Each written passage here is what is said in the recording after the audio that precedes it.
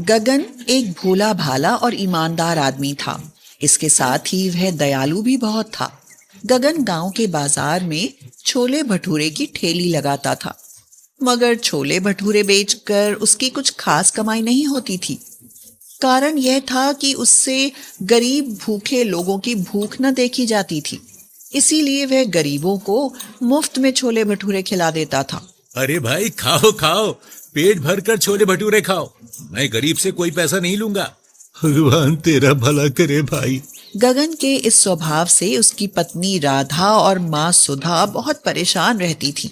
लो, आज फिर इतनी थोड़ी सी कमाई करके लाए हो, इससे तो घर का खर्च भी ना चलेगा। अरे किसी तरह चला लो राधा।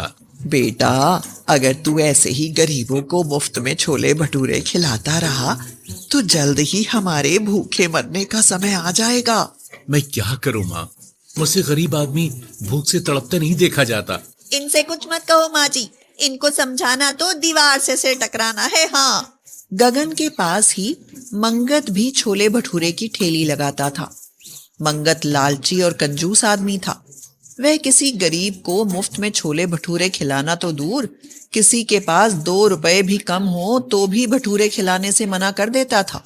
इसीलिए जब भी गगन किसी गरीब को फ्री में छोले भटूरे खिलाता तो मंगत को जलन होने लगती और वह सोचता, अरे ये गगन भी कैसा पागल आदमी है। गरीबों को मुफ्त में छोले भटूरे खिलाकर अपना नुकसान ही तो करता है, साथ में मेरा भी नुकसान करता है। अरे ऐसे मुफ्त में छोले भटूरे मिलते रहेंगे तो पैसे देकर खाने को आएगा ही कौन। मंगत रोज रोज गगन को ऐसा करते देख परेशान हो उठता है और एक दिन गगन के पास जाकर उसे समझाने लगता है। क्यों बे, तू कोई धन्ना सेठ है जो गरीबों को मुफ्त में छोले भटूरे खिलाकर अपने साथ साथ मेरी दुकानदारी भी खराब कर रहा है। क्यों बे मंगत, मैं पैसे लेकर खिलाऊं या मुफ्त में, तुझे क्या। देख ले बच्चों, ऐसे धर्मात्मा बना तो बहुत पछताएगा। पैसे पैसे को तरसेगा तू।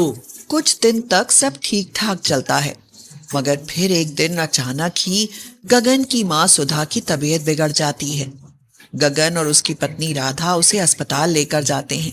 देखिए, आपकी माँ की बीमारी गंभीर है, इसलिए उन्हें कई दिनों तक अस्पताल में भर्ती करना पड़ेगा। पर वह ठीक तो हो जाएंगी ना? अगर आपने इलाज कराया तो जरूर ठीक हो जाएंगी।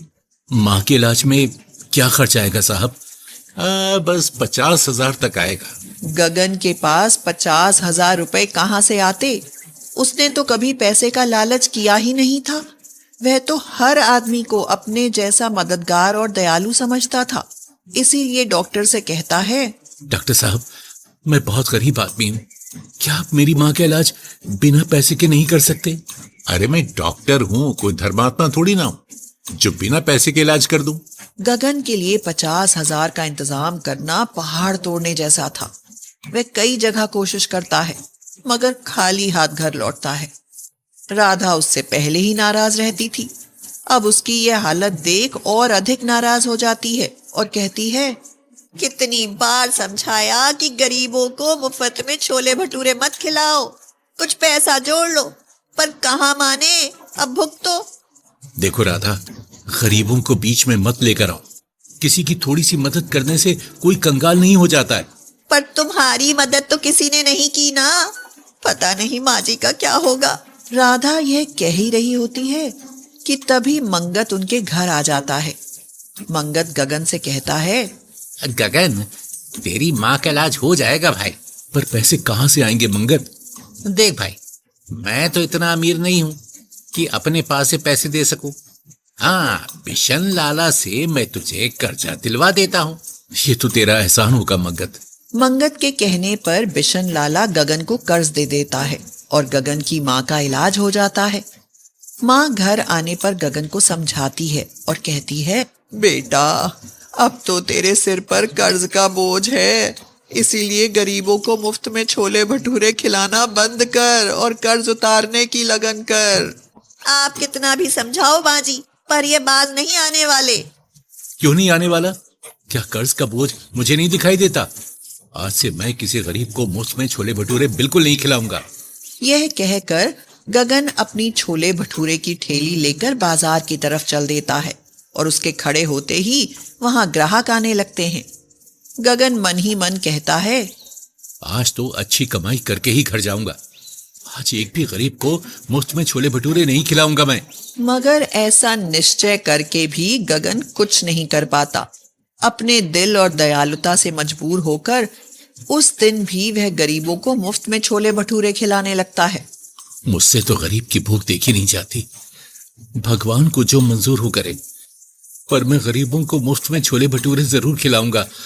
गगन को यह करते देख मंगत मन ही मन खुश होते हुए कहता है, बच्चों, अब फंस गया तू मेरे जाल में। अब ना तेरा ठेला रहेगा और ना तेरा घर। तुझे सड़क पर ना ला दिया तो मेरा नाम भी मंगत नहीं। मंगत बहुत ही शातिर था। उसने गगन पर दया करके उसे कर्ज नहीं दिलवाया था, बल्कि उसे फंसाने के लिए कर्ज दिलवाया था। मंगत उसी समय बिशन लाला के पास जाता है और उनसे कहता है, लाला, बस गगन को बर्बाद करने का समय आ गया है। तो ठीक है मंगत, आज ही काम बांध देता हूँ उस पगले का। अब देखता हूँ गरीबों को मुफ्त के छोले भटूरे कैसे खिलाएगा। अगले ही दिन बिशन लाला अपने आदमियों के साथ गगन के ठेले पर आ धमकता है और कहता है, सुन बे गगन, सुना है तू यहाँ गरीबों को मुफ्त में छोले भटूरे खिलाता है। क्या करूं सेठ, मुझसे गरीबों की भूख देखी नहीं जाती। ये तो बड़ी अच्छी बात है, पर आज से जब तक मेरा कर्ज चुकता ना हो ये सब बंद कर दे, वरना मुझसे बुरा कोई ना होगा। बिशन लाला यह कहकर चला जाता है, मगर उसके चेताने के बाद भी गगन गरीबों को मुफ्त में छोले भटूरे खिलाना नहीं छोड़ता। इसीलिए लाला को उस पर बहुत गुस्सा आता है और वो कहता है, सुन बे, तुझे 1 हफ्ते की मोहलत देता हूँ। 1 हफ्ते में पूरा कर्जा नहीं लौटाया तो भरी पंचायत में तुझे 5 जूते लगाऊंगा और तेरे घर और इस ठेली पर कब्जा कर लूंगा, समझा? यह सुनकर तो गगन पर संकट का पहाड़ ही टूट पड़ता है, मगर मंगत और बिशन लाला बहुत खुश होते हैं। क्यों बे मंगत, अब तो खुश है ना? बहुत खुश हूँ लाला। आपकी मेहरबानी से गगन तो अब छोले भटूरे बेचना भूल ही जाएगा। धीरे धीरे कई दिन बीत जाते हैं और गगन को कहीं से कोई पैसा नहीं मिलता। कर्ज चुकाने की चिंता उसे बेचैन करने लगती है। एक दिन वह छोले भटूरे की ठेली लेकर बाजार की तरफ चलता है तो तालाब के किनारे एक बूढ़ा और बुढ़िया मिलते हैं। बूढ़ा गगन को रोककर कहता है, बेटा, हम कई दिनों से भूखे हैं। भूख से प्राण निकले जा रहे हैं, छोले भटूरे खिला दो बेटा। नहीं नहीं, मैं मुफ्त में छोले भटूरे नहीं खिला सकता। अरे मुफ्त कौन खा रहा है बेटा, ये थैली देखो, इसमें काले कंकड़ हैं। हमारे पास तो बस यही हैं।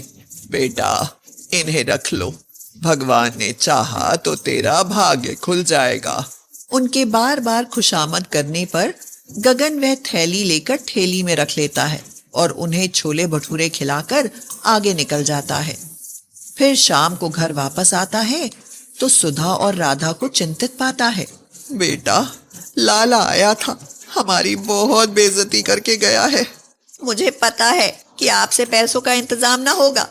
अब देखना कल तुम्हारी बेइज्जती कैसे करेगा वो। यह कहकर राधा तो रोने लगती है, मगर तभी सुधा को थैली से कुछ रोशनी सी निकलती दिखाई देती है।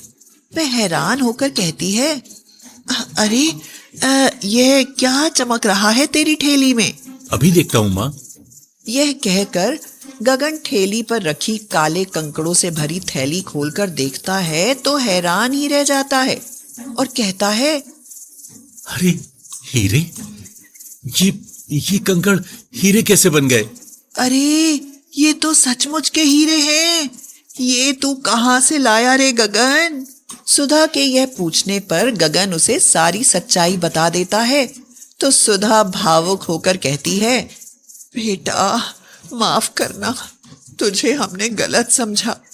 भगवान से तुझे यह तेरी दयालुता का ही फल मिला है। आज के बाद आप गरीबों को खूब खिलाना पिलाना, हम कुछ नहीं बोलेंगे। इस तरह गगन को उसकी दयालुता का फल मिल जाता है और वह एक हीरा बेचकर लाला का कर्ज चुका देता है और उस दिन के बाद गरीबों की तन मन से मदद करने लगता है।